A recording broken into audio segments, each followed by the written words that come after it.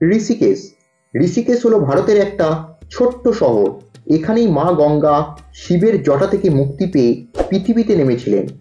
ঋষিকেশ তীর্থস্থান হিসেবে পরিচিত এবং হিন্দুদের জন্য অন্যতম পবিত্র স্থান হিসেবে বিবেচিত হয়। উচ্চতর জ্ঞানের সন্ধানে প্রাচীন কাল থেকেই হিন্দু ঋষি ও সাধুরা ঋষিকেশে এসেছেন।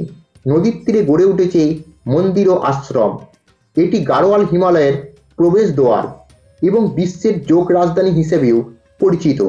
আজ আমি একদিনে আপনারা কিভাবে ঋষিকেশ ট্যুর প্ল্যান করবেন তা নিয়ে আলোচনা করব। তাই যারা দুদিন হরিদ্বার ভ্রমণের পর ঋষিকেশে কাটাবেন ভাবছেন তারা এই ভিডিওটি শেষ পর্যন্ত দেখতে থাকুন।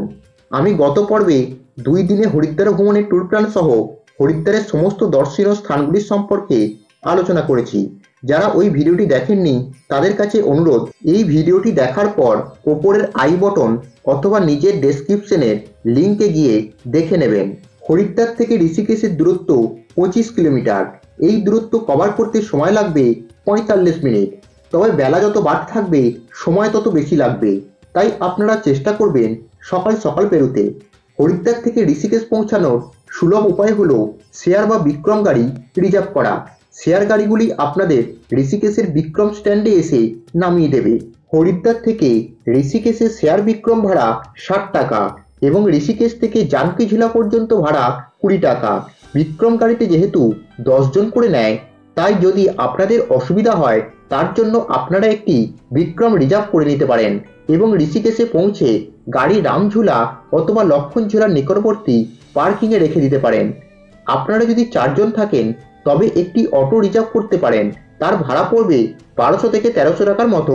আর যদি 4 জনের বেশি হন তবে একটি বিক্রম ভাড়া করতে পারেন। তার ভাড়া পড়বে 1400 থেকে 1500 টাকার মতন। এছাড়াও আপনারা চাইলে গাড়ি ভাড়া করে ঋষিকেশে আসতে পারেন।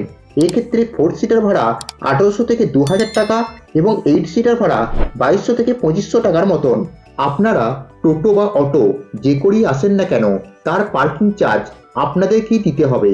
এক্ষেত্রে পার্কিং চার্জ 100 টাকা হোল ডে। সিজন অনুযায়ী ভাড়ার পরিবর্তন হতে পারে। ঋষিকেশে পৌঁছে আপনারা পায়ে হেঁটে অথবা শেয়ার টোটোতে করে ঋষিকেশের এক দর্শনীয় স্থান থেকে আরেক দর্শনীয় স্থান ঘুরে দেখতে পারেন।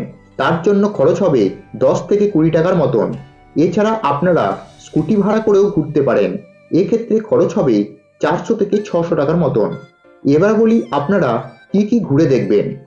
ঋষিকেশের গঙ্গা পারাপারের জন্য 2018 সালের আগে পর্যন্ত রামঝুলা এবং লক্ষ্মণঝুলা এই দুটি ব্রিজই ছিল একমাত্র ভরসা।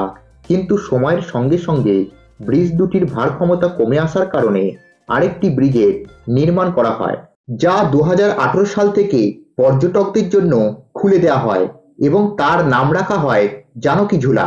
2074 মিটার দীর্ঘ এই জানকীঝুলা 24 ঘন্টাই পর্যটকদের জন্য খোলা থাকে। এর কোনো টিকিট লাগে না। জানকীঝুলা থেকে মাত্র 600 মিটার দূরে অবস্থিত আপনাদের পরবর্তী গন্তব্য হল পরমার্থ নিকেতন, ঋষিকেশের সবচেয়ে বড় ও পুরনো আশ্রমগুলির মধ্যে একটি। আশ্রম থেকে 500 মিটার দূরে দ্বিতীয় দর্শনীয় স্থানটি হল রামঝুলা। প্রথম দিকে এই ব্রিজটি ছিল গঙ্গা পারাপারের মাধ্যম। পরে ভক্তদের সমাগম বাড়ায় অন্য একটি ব্রিজ নির্মাণ করা হয়। রামঝুলা থেকে 900 মিটার দূরে অবস্থিত ঋষিকেশের আরেকটি দর্শনীয় স্থান হল ভূতনাথ মন্দির, যা ভগবান শিবকে উৎসর্গ করে বানানো। 13 তলা বিশিষ্ট এই মন্দিরটি সবচেয়ে উপরে রয়েছে একটি শিব মন্দির। মন্দিরটি সকাল 7টা থেকে সন্ধ্যে 6টা পর্যন্ত খোলা থাকে। এখানে প্রবেশ করতে কোনো প্রবেশ মূল্য লাগে না। এখান থেকে চলে আসুন পরবর্তী গন্তব্য নীলকান্ত মহাদেব মন্দির, যা লক্ষ্মণঝুলা থেকে 30 কিলোমিটার দূরে অবস্থিত। শ্রাবণ মাসে এই মন্দিরে এসে ভক্তরা বাবার মাথায় জল ঢালেন, যা কাবাড়ি যাত্রা নামেও পরিচিত। এটি সকাল 5টা থেকে 8টা পর্যন্ত খোলা থাকে। এখান থেকে চলে আসুন আজকের শেষ দর্শনীয় স্থান ত্রিবেণী ঘাট। এই ত্রিবেণী ঘাটই হিন্দুদের অতি পবিত্র 3টি নদী গঙ্গা, যমুনা ও সরস্বতী একসাথে মিলিত হয়েছে। এই ঘাটে সন্ধ্যা আরতি হরিদ্বারের সন্ধ্যা আরতির মতোই প্রসিদ্ধ। এখানে প্রতিদিনই 6টার সময় গঙ্গা আরতি অনুষ্ঠিত হয়, যা দেখার জন্য বিকেল থেকেই ভক্তদের ভিড় জমতে শুরু করে। সন্ধ্যা আরতি দেখার পর আপনারা এখান থেকে রওনা দিন হরিদ্বারের উদ্দেশ্যে। হরিদ্বার স্টেশন থেকে প্রতিদিনই রাত্রি 10টা বেজে 18 মিনিটে দুন এক্সপ্রেস অথবা 11টা বেজে 43 মিনিটে কুম্ভ এক্সপ্রেস বা উপাসনা এক্সপ্রেস কলকাতা রওনা দিচ্ছে। এখানে বলি, আপনারা যদি সেই দিন রাতেই কলকাতার উদ্দেশ্যে রওনা দিতে চান তাহলে একটা গাড়ি রিজার্ভ করেই ঋষিকেশে আসা ভালো। তাহলে আপনারা সেই দিন রাতেই কলকাতার উদ্দেশ্যে রওনা দিতে পারবেন, না হলে সেই রাতটা হরিদ্বারের হোটেলে কাটাতে হতে পারে। সবশেষে বলবো আপনাদের কত খরচ হতে পারে। ঋষিকেশ ভ্রমণের খরচ সম্পূর্ণ আপনাদের ওপর নির্ভর করছে।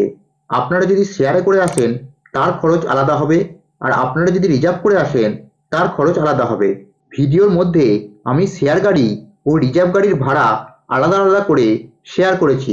এখানেই শেষ হলো আজকের ভিডিও। ভিডিওটি কেমন লাগলো কমেন্ট করে অবশ্যই জানাবেন। ভালো লাগলে লাইক করে দেবেন, আর চ্যানেলে যদি নতুন হয়ে থাকেন তবে চ্যানেলটিকে সাবস্ক্রাইব করে পাশে থাকবেন। আবার দেখা হচ্ছে পরবর্তী ভিডিওতে।